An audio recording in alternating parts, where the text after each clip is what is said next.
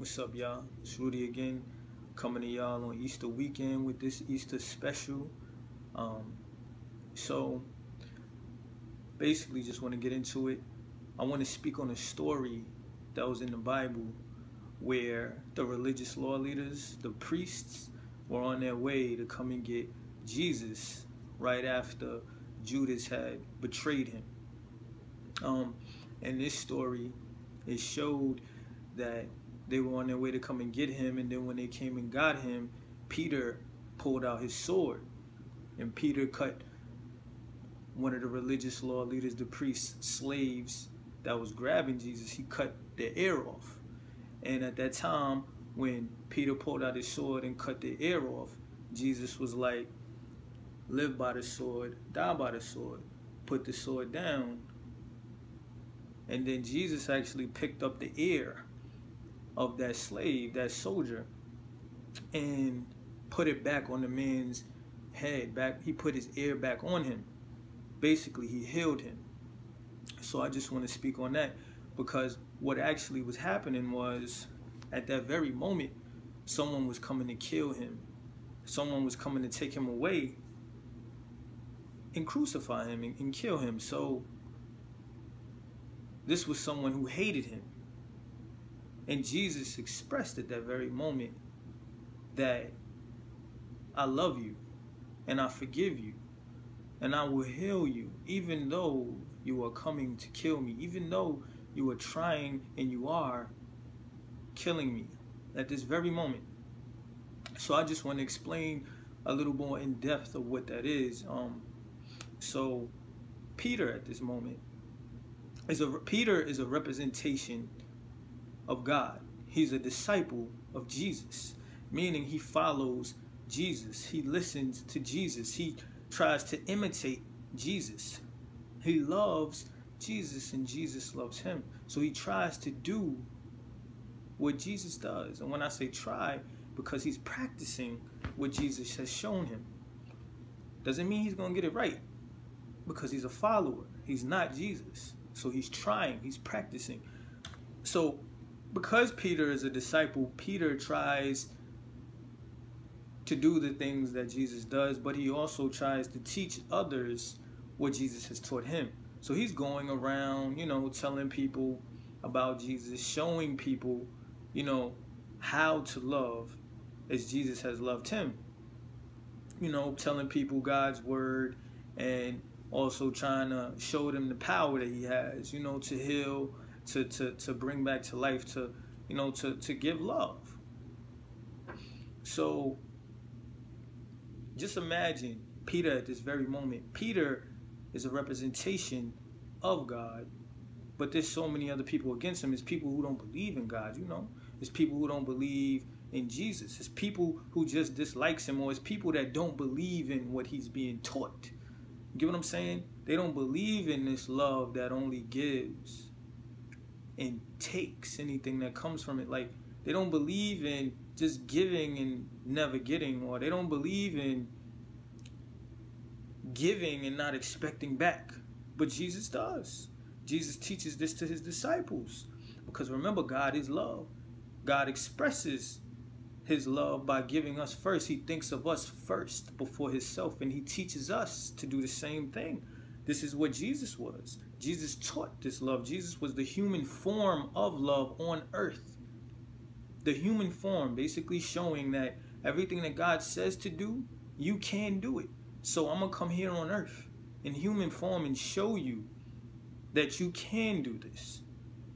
So again, there's people against it or whatever, and they may not believe it, because to do what God does is extremely hard. Look at Jesus. He went through everything that was extremely hard. So again, back to Peter.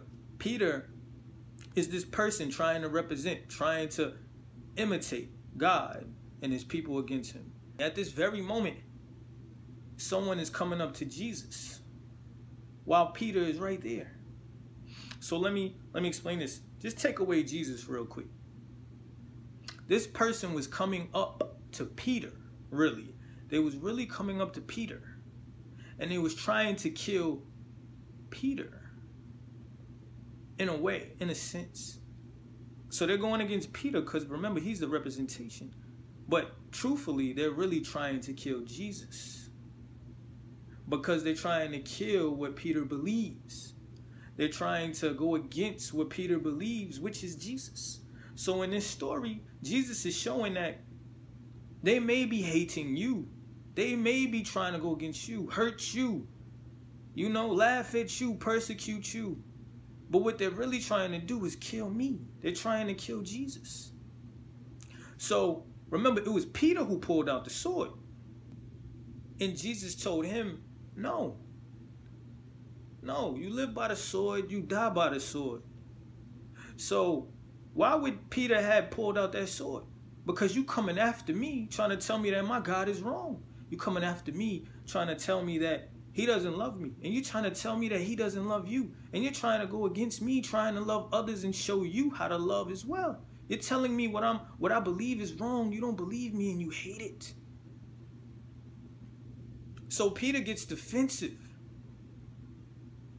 Remember, the sword, in the Bible, God says, your words are as sharp as a sword.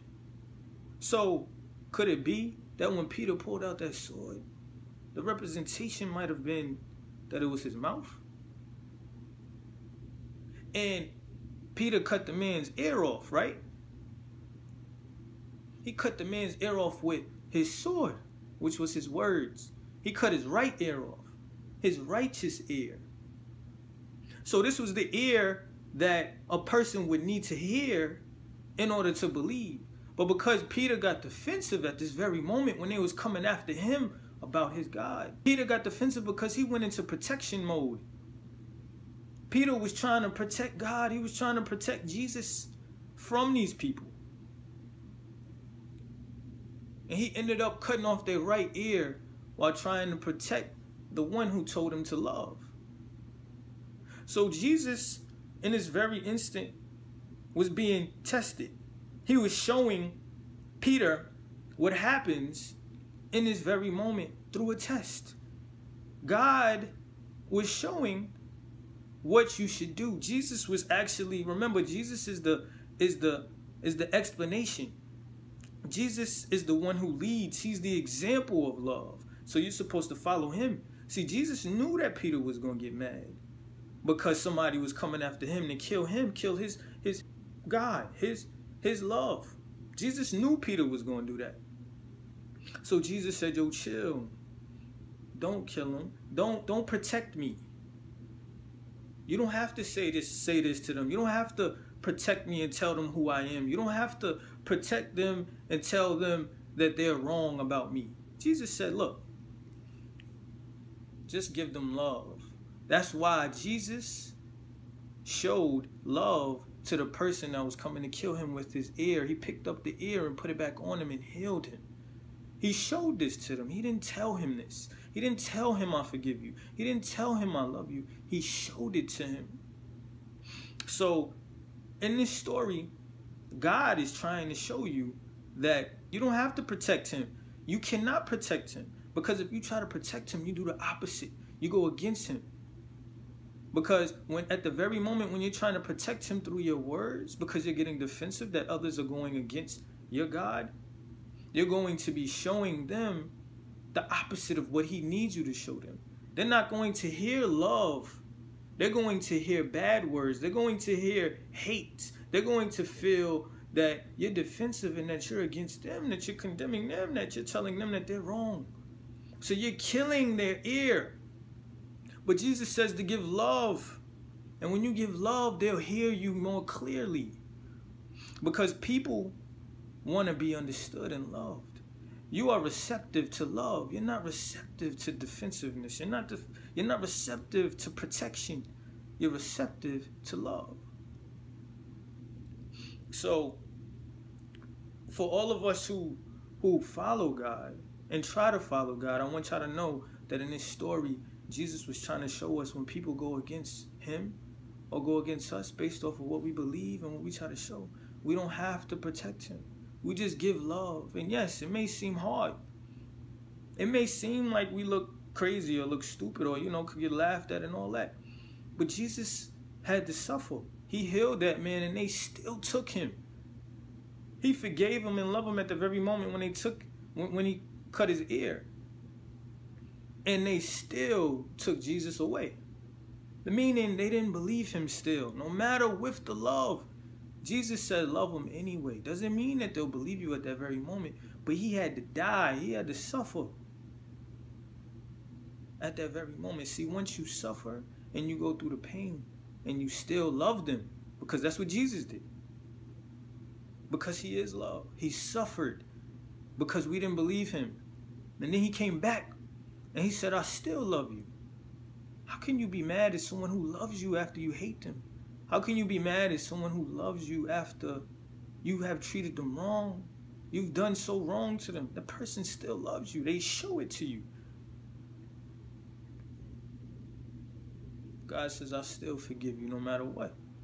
So this is the example of what God wanted us to do and wants us to still do. And this story as well, I want y'all to see that this was the last miracle before Jesus was crucified. And this is the example of love that he wanted to show before he died, because this was the example of what he was going to continuously show us. Just imagine if they came up to you and then you tried to protect them by quoting Bible scriptures and talking about church and saying that they need Jesus. See, Jesus didn't quote Bible scriptures when that happened. Jesus did not talk about God or talk about himself or talk about anything about the church, y'all. When this person came up to him to kill him, he did not do that. All he did was express love.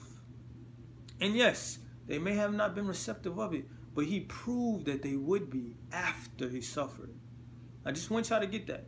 Love conquers all. Remember, Jesus conquered death. God conquered death. God said, nothing can kill me. But remember, God is love. So love conquered death. Nothing could kill love.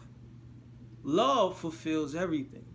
Everything in the Bible, because the Bible is love, God is love, Jesus is love. So he teaches to give love and everything else will fall into place. I hope y'all got this. Remember, this is an Easter special. Hope y'all look at this story. Y'all have a good day.